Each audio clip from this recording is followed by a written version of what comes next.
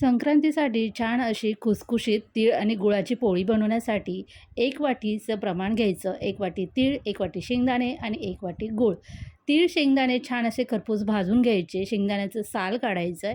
त्यानंतर आपल्याला हे सगळं बारीक करून घ्यायचं आहे. त्यासाठी मिक्सरच्या भांड्यामध्ये तीळ, शेंगदाणे आणि गूळ सगळं घालून एकदा मिक्सरला चांगलं फिरून घ्यायचं, बारीक करायचं. त्यानंतर यामध्ये वेलची पावडर घालून मिक्स करून घ्यायचं.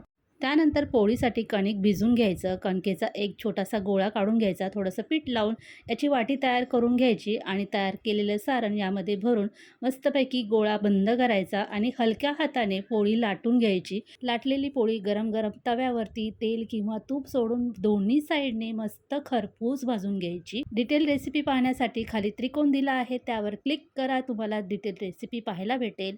तर अशी संक्रांतीसाठी तिळगुळाची पोळी नक्कीच करून बघा. आवडली असेल तर लाईक आणि कमेंट करायला विसरू नका.